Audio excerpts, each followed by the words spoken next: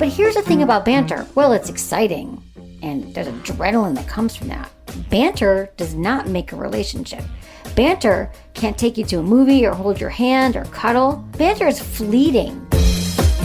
You're listening to Sex with Emily. I'm Dr. Emily, and I'm here to help you prioritize your pleasure and liberate the conversation around sex. All right, let's talk teasing.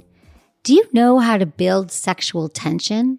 Maybe you're dating and want to be a cute flirt, or maybe you're in a long-term relationship and want to create a sexy vibe. No matter your situation, today's episode teaches a lost art, the art of the tease. First, I talk focus and flirting. Simple little hacks to put the spotlight on the other person with flavors of sexual play. Next, I talk body language, when to touch, when not to touch, and how to deploy a sexy sort of restraint, not desperation, to your interactions. Finally, I take your questions on confidence and seduction, including how do you show interest on a date without coming on too strong? Please rate and review Sex with Emily wherever you listen to the show. And if you want to ask me questions, leave me your questions or message me at sexwithemily.com/assemily or call my hotline 559-TALK-SEX or 559-825-5739. Just include your name, your age, where you live, and how you listen to the show. All right, everyone, enjoy this episode.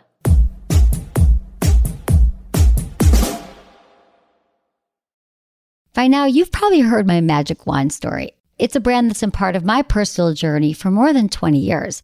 But no matter how many times I sing Magic Wand's praises, I'll never be able to fully capture the story of this incredible brand. Well, now journalist and author Kate Sloan just completed a limited audio series documenting the history and impact that Magic Wand has created over the last 56 years. It's called Making Magic. And the series chronicles Magic Wand's incredible brand story through interviews with nearly 40 experts, performers, business owners, educators, and fans. So I got a sneak preview of the series, and what I loved is that Kate weaves together snippets from all their interviews into this amazing story arc. She covers Magic Wand's journey from appliance store massager to its legendary influence on culture and sexual independence, and it's all just fascinating. The first episodes of Making Magic are available now at makingmagicseries.com or on all popular podcast platforms. Just search for Making Magic or visit makingmagicseries.com today.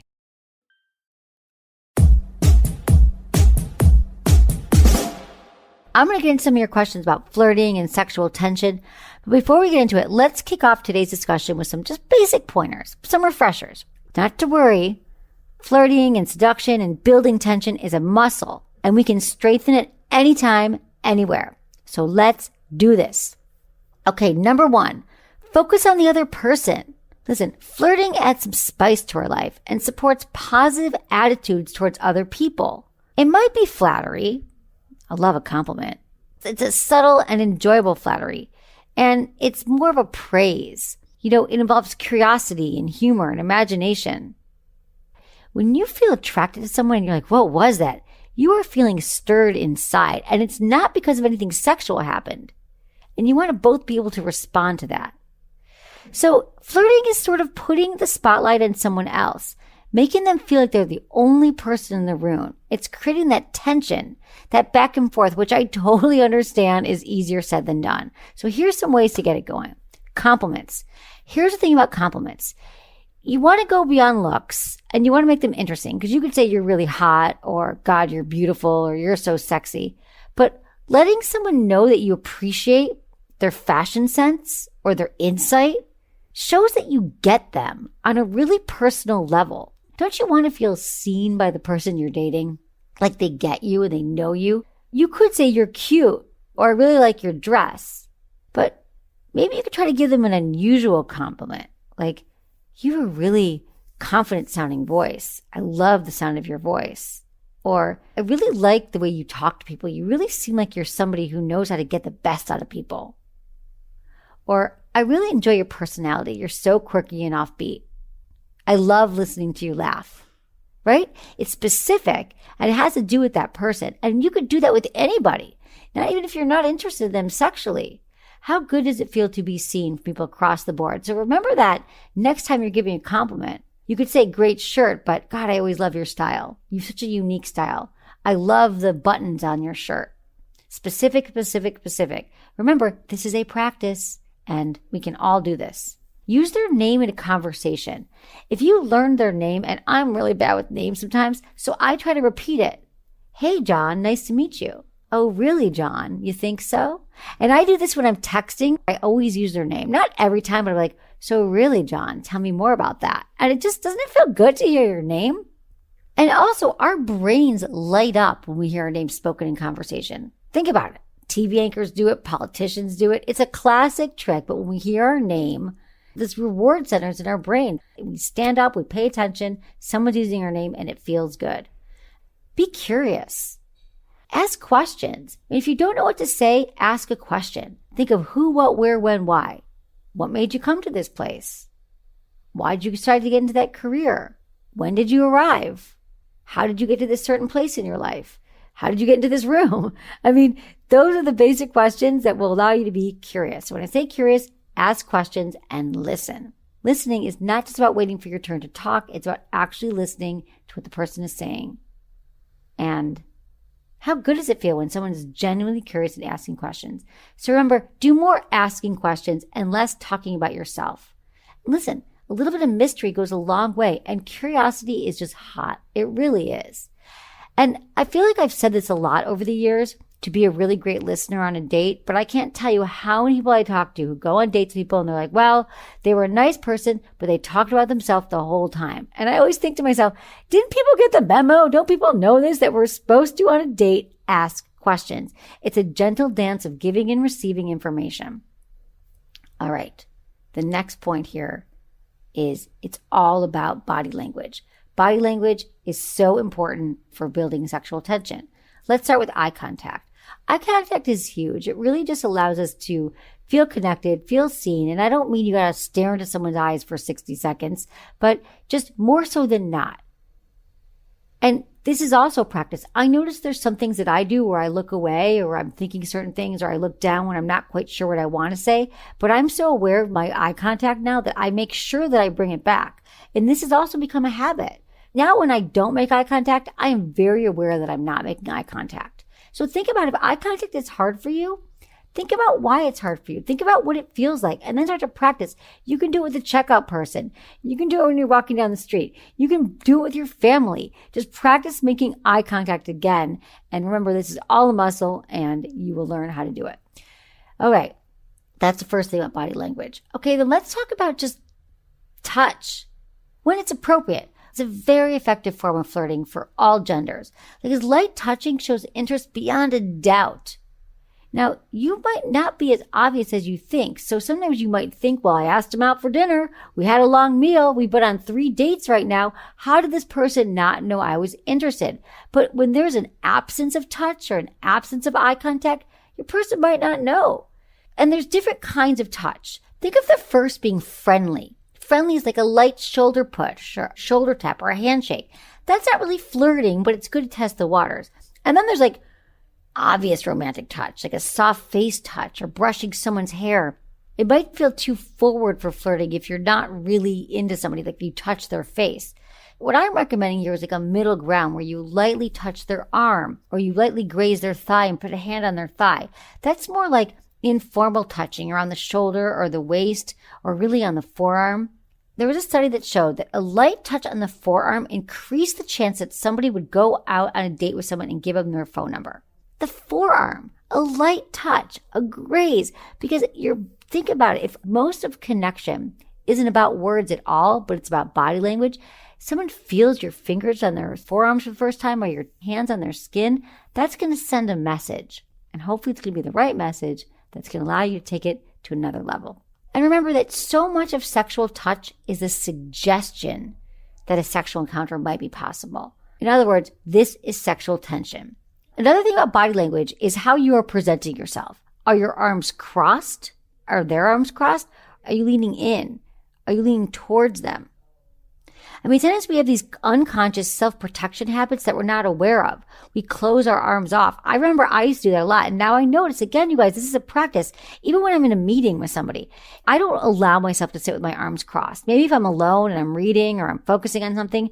But when I'm out in public, even with my family, I make sure that my body language is open, my arms are down, and I'm leaning towards somebody. It just makes you more receptive and more open. But arms crossed, that's self-protection, and that is not at all showing that you are interested. And in fact, pay attention right now when you're out with someone. Sometimes we cross our arms because it allows us to feel more protected, or maybe it's the way that we listen, or maybe we were mimicking our parents. A lot of times the body language that we do is because something that we learned from our parents, because our parents always crossed their arms. So remember, uncross your arms, and when your arms are open, your posture is more attentive. It's easy, it's relaxed, it's confident, it's less protective.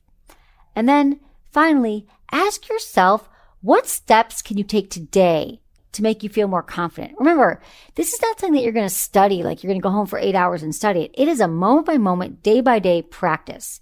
So whether you're single or in a partnership, what can you do? So remember, attraction is still visual. You don't need to change how you look or cut your hair or wear something, go out and buy a bunch of new clothes. But taking care of yourself, being attentive about self-presentation, grooming, hygiene, all these things matter. So pay attention to your appearance, your breath, your body hygiene. Listen, you might be adorable and fascinating, but if your hygiene is off, you're not going to second date. You really just won't. And regardless of what you heard, if you don't take any pride in your appearance and how you look, you may be dealing with some insecurity and low self-esteem. You might be saying, oh, I don't really care about that stuff. But how does that truly make you feel? Is there a reason why? You can go into a department store and ask for help. Like, I'm not really sure what looks good on me. Listen, that is not a skill set that we all have. We all don't know how to dress. Maybe we didn't grow up in an environment where it was important. But I'm telling you, it is part of attraction. So going back to the point here, attraction is still partly visual. So we got to pay attention to our appearance. And when you're in a long-term relationship, never stop trying. You've always heard like, oh, I just wear sweats around the house.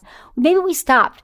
We never change out of our sweatpants. But even just for ourselves, we want to make an effort. That is going to help with confidence. Doing things that make us feel good. I feel so much better when I do my hair, put some makeup on, get dressed, wear something new. It just feels good. So remember, you want to keep trying in your relationships and trying in your day-to-day life. If you're single and you're looking for someone, well, think about the next time you go to the store. I know it's so much easier just to roll out of bed and go somewhere, but listen, we're going to meet people out in the real world. So maybe you brush your hair, brush your teeth, put on something that makes you feel good, because when we're wearing stuff that makes us feel good, we walk more confidently. Like, I know when I'm just throwing on my clothes and wearing my sweats and my Uggs and walking my dog, I put my sunglasses on, I put a hat on. I don't want to see anybody. I'm not feeling great, or I'm just feeling like I'm going inward. I'm listening to a podcast. I'm talking on the phone. I'm not open to receiving or to meeting anybody, which is totally fine. I'm not looking to meet anybody. But if you would like to meet someone, then think about how many times you put yourself out in the world as somebody who's open for that experience to meet someone. So pay attention to your visual appearance when you're out there. So even though confidence is an inside job, remember that it's also about patience, right? It's about being patient and planting seeds. Like planting ideas in the person's mind or your partner's mind and letting them blossom. It's like creating anticipation, giving them reasons to think about you. Like a well-timed wink. Right? If you're out with somebody, like, I love a wink. I love when you're sitting with someone at a table and they look over and they wink at you. You're like, oh, I feel really, really seen. It could also be that touch I'm talking about. If you're out with someone that you're dating or you're on a first date, touching their cheek softly. That is going to be lingering. That's going to be planting the seed. You're not doing it for the next hour. You're not groping them, but you're just planting these little seeds, whether they're physical or they're verbal. And remember, people like to talk about themselves. And if they share something personal with you that you can tell might have made them really uncomfortable, it's okay to tell them, like, that's really hot. Thank you for sharing that. God, when you share something about yourself like that, I find that even more attractive because I feel like I know you in a more authentic way right now. I had a partner do that to me. I shared something that was so personal, and he literally said this. He goes, God, that's hot. And I was like, oh my God, I can't believe that you think this weird thing about me is hot. I was being vulnerable. Vulnerability is sexy, people. I'm telling you. Go there. Do this. Try it. And also remember this. If you're making out with somebody and the vibe is right, it's feeling good, maybe a little bit of suggestive touch. I mean, a kiss doesn't just have to be with your lips. You can put your hands on their hips. You know, maybe if your hands were right around their neck, maybe you move your hands down. But remember, You want to still be chill about this. You don't want to escalate too quickly. I mean, this is the problem we see in a lot of relationships or a lot of dating is that someone goes too quickly. So remember, when you're paying attention and you're going slow and you're lightly dropping these suggestive things, whether it's a word or it's a touch, you're going to escalate when the time is right. Because remember, someone's not going to have the opportunity to participate in any of this sexual tension and flirting if you go from 0 to 100. And that is the case that happens a lot. How often have you been making out with someone and next thing you know, their hands are down your pants? You're like, what happened to the making out? I love the making out. I love the slow seduction of the kiss. And I love, leave me wanting more. Let's leave each other wanting more. So that's what I'm talking about, being suggestive instead of explicit. It's kind of the difference between biting your lip and grabbing their face. You know what I'm saying here? Finally, know when to make your intentions known. It is totally cool and sexy to let a date know, I'd like to see you again. Let them know that at the end of the date. And signal your intentions that yes, you are definitely into them. This is a date and you are nowhere interested in climbing into the friend zone. I'm going to take a quick break. When I come back, onto your emails.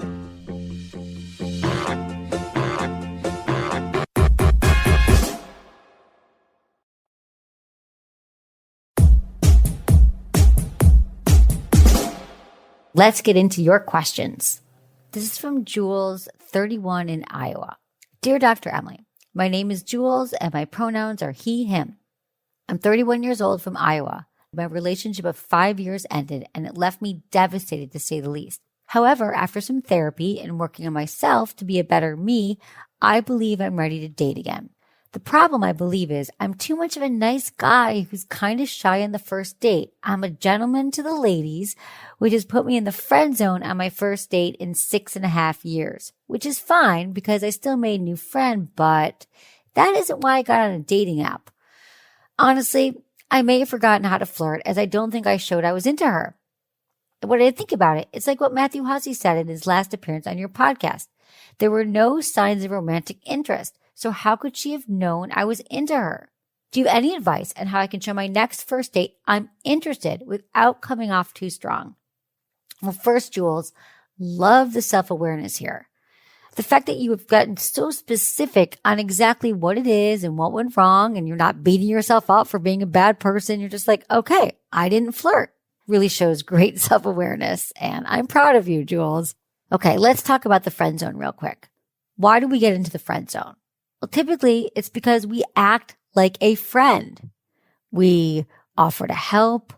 We offer to, drive them somewhere or do something for them, or we listen to other problems. We start to give advice. And so when you act as a friend before you act as someone who's interested or you flirt, you're going to go right into that friend zone.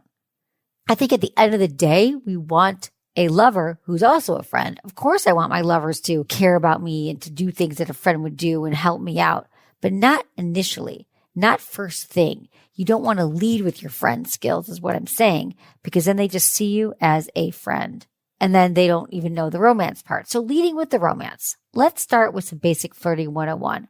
Body language. So much of what we say is nonverbal, has nothing to do with the words.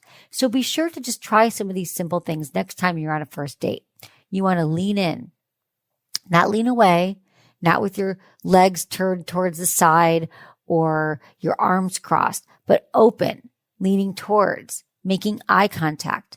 And remember, you want to touch lightly when appropriate, not too much groping or anything aggressive, but even just a light touch of the wrist, a playful touch on the shoulder, your hand on their thigh, just briefly, but something to show that I'm interested. And then there's compliments. You want to get specific with your compliments too. Although I know this is new for you, you can even just say, you look great, or wow, I love your dress. But the more specific we get in our compliments, and this is for everybody, the better. Now, someone could say to me, Emily, you have really pretty eyes, which I get sometimes, which is lovely. But when someone says, what an interesting color, you have that dark ring that goes along, you have such a dark ring that goes along the outside of your pupils. That's so pretty. So it's like someone specifically notices the color of my eyes, or it's an unusual compliment. But even just saying you look great, or, I love your hair, or you have a great smile, I don't want to stress you out here, Jules. You don't have to also master compliments and master flirting. But let me tell you why this is important. So I went out with somebody and I really wasn't sure if he was interested. We had such a great first date. We were talking and we really had a lot in common, but I was waiting and it was subtle, but I was like, well, there hasn't been a compliment. There hasn't been a lean towards, there hasn't been a touching, there hasn't been any of those things. I mean, those are really the direct signs that let us know that this isn't somebody who you're going to be friends with for life. So it was almost like a requirement. And it's not like I had really thought in that moment. It was more when I got home, I thought, well, there wasn't any of these signs because this is what I do. I study it. So I even said something after. I remember we were going on another date and I said, well, I don't know. I said something like, is this a date? Because I wasn't sure. And he's like, of course, I'm so attracted. Something like, oh my God, yes, I hope so. I haven't stopped thinking about you. And I just needed those words. And of course, this goes both ways. Any gender can definitely send a compliment their way. But I was just sort of, wanted to see where they were bringing it. Listen, we're always waiting for someone else to make the move. Now, maybe people that you were dating, they weren't confident either. They weren't ready to show it. But for a lot of us, we want to know that the person that we're with is interested. So making a move, leaning in, giving a compliment, asking questions, and making eye contact. And being a great listener. Those are all the places to start. So what I'm saying is that subtly, even not consciously, we're all looking for these little signs. That's exactly where I would recommend you to start, Jules. And that is really what I think is going on here. And I know you're going to have plenty of second dates in your future. I feel good about this one. Thanks, Jules. This is from Nikki, 24 in Massachusetts. Hey, Dr. Emily, I love the show and finally have the courage to write in for some advice. I really like this guy in my friend group. He's 3 years older than me. I've asked him to hang out at least 10 times, and we always have a great time. I've done as much as I can to make it obvious that I like him without actually telling him. He's a pretty anxious, shy person, and one of his friends told me that he thinks he likes me, but I'll have to make the move because he's anxious and shy. How can I make a move without making it awkward? I don't want to lose this friend group, and even if things don't work out with us romantically, I still want to be friends with him and don't want things to become awkward between us. Please help. Thanks for the show. I love listening and hearing how you've helped so many people. All right. Thank you for your question. Okay. There's a few things going on here. You've hung out 10 times. That's a lot to hang out with someone and not really know. Now, his friend says he's anxious and shy. So I think on the 11th date, you can just say to him, hey, so what do you think this is? Do you want to keep hanging out, or I think you're hot. I want to kiss you. I can't stop thinking about kissing you. Lean towards him. Put your hand on his face. Put your hand on his thigh. Say, so are we going to make out? I mean, make it fun. Make it flirty. Let him know that you're interested. Now, back to the thing that you said about, I don't want to ruin this because if we're friends and how to make it awkward. Listen, if you're in a friend group with somebody or you're friends with somebody and you're worried about making the move, are you really friends? Like, is it really a true, authentic friendship if you have feelings for them? If you're feeling an attraction, if you're feeling it can go beyond friendship, then it's important for you to let that be known because otherwise it is not a true, authentic friendship, right? And your friend group, if they're cool and awesome, which I'm sure they are, your friends won't get hung up on it. I think we make it awkward and we make it weird. So to circle back, if his friends let you know that he's anxious and he's shy, then just make a move. So we've been out so much right now and I've been thinking about kissing you. Let him know you're interested. And remember, everyone, it is great practice to learn how to flirt. We are not born knowing how to flirt. It is not a natural skill set for many of us. So if you just start with the basics, eye contact, compliments, body language, you're going to be well ahead of the game here. This is from Olivia, 27 in Oklahoma. Hey, Dr. Emily, not super sex related, but close. I got out of a toxic long-term relationship and I haven't been dating, mostly because I haven't been interested in the fuss and I just like focusing on me, but also partly because I don't know how to put myself out there. Recently, I started talking to an older man. He's about 13 years older. We clicked and I was very forward when we first began talking. I was actually sipping a wine cooler and asking my friend for flirting advice. I got his number and all that. Needless to say, I haven't continued to be that forward and our conversations are brief but frequent. I like him a lot. He's really the only person I'm interested in. He turns me on by some of the things he says. His flirting is subtle, which I enjoy, but how do I know if he's interested in more than the banter? Would he have done something by now? He's like me. He's not a fan of casual hookups, and I'd like to explore things with this man, but I don't know how to get over myself and hopefully under him. I hope you can help, and I hope this is a question you can answer. All right, Olivia, thanks so much for your question. So what I hear you saying is, this guy, we don't know. You met him once. You were a little buzzed on a wine cooler. Your friend was helping you out. And now you're having this really great, exciting banter that's building sexual tension, but you haven't seen him again. You deserve to see this guy again. But here's the thing about banter. Well, it's exciting. And there's adrenaline that comes from that. Banter does not make a relationship. Banter can't take you to a movie or hold your hand or cuddle. Banter is fleeting. All the texting and the sexting. Now, it's a necessary component for many. Like, we want to feel that connection through text because that's how most of us initially connect these days. But it's not sustainable. So it's totally okay for you, Olivia, to say to him, hey, let's go out and do something. What are you doing Saturday night? I've got tickets to something. Or want to go for a hike. You want to go for a walk. Let's grab dinner. You need to know right now. How are you going to know if you have real chemistry if you don't see him? And I don't think you need to worry that you're going to ruin some great banter unless you're just looking for a relationship that's all about texting. But if it goes on for a week and you're just texting and there's no room for a plan, it is time to step up and say, hey, let's find out if this is, if we actually like each other. You can even make a joke about it. Like, well, we know we got this banter thing down. Let's see how we do in person. And I always think it's great to give someone a second chance. Like if you go on a first date with someone, it sounds like you met him once, but you go on a first date and you think it's good, not great, but there's some kind of connection, but you're not sure. Why not go one more time and see what happens? And if the second date's good, and you're like, oh, maybe go 3 times. But I like a 3-date rule. After 3 dates, that's enough to know if this goes the distance. But remember, you've just been texting with this guy for a while now. So I wouldn't worry about ruining something that you don't have right now. Let's figure out if there's some chemistry and this could be your guy. Okay? Let me know how it goes. Thank you. This is from Jake, 21, in England.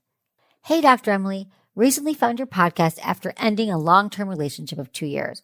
Pre-relationship, I always had issues with attracting girls. It's not that I'm an unattractive person, but it's more so my confidence. I lack such self-confidence. How can I approach somebody in person or over text? How do I make the first move? What can I do to win a girl over? I'm not looking for a relationship. It's more of a hookup, to put it bluntly. This isn't to get over the recent breakup, as I'm not ready. It's more for when I am. Thanks for your advice.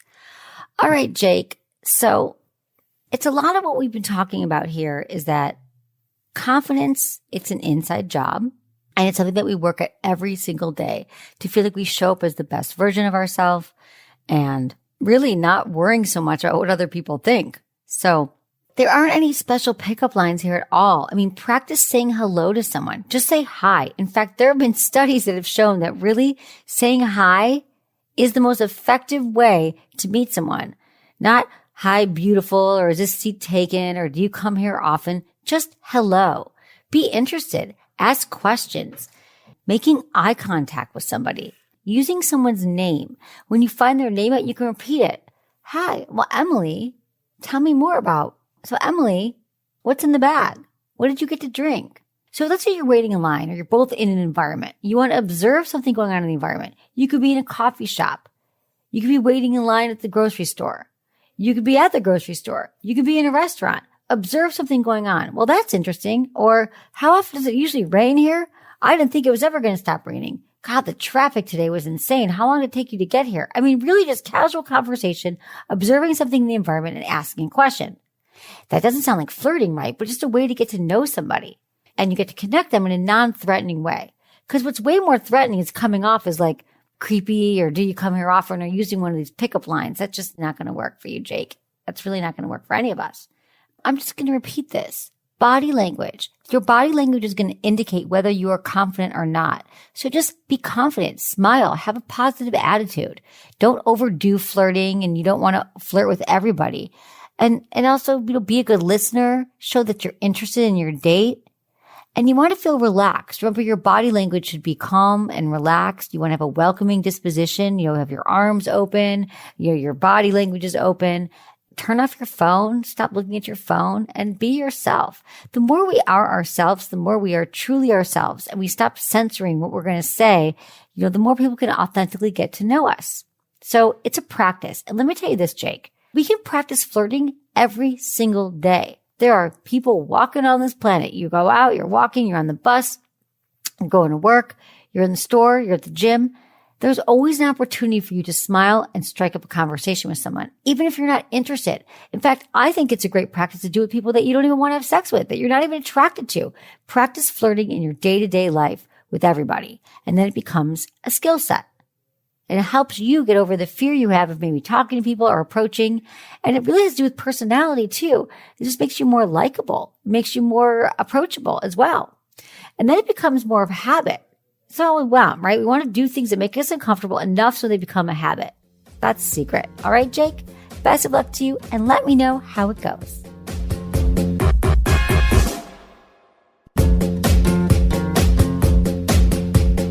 That's it for today's episode. See you on Tuesday.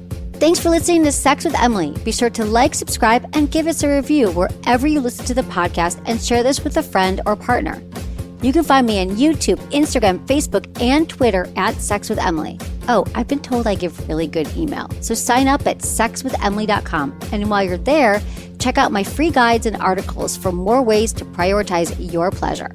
If you'd like to ask me about your sex life, dating, or relationships, call my hotline, 559-TALK-SEX. That's 559-825-5739. Or go to sexwithemily.com/askemily. Special thanks to Acast for powering the Sex with Emily podcast. Was it good for you? Email me, feedback@sexwithemily.com.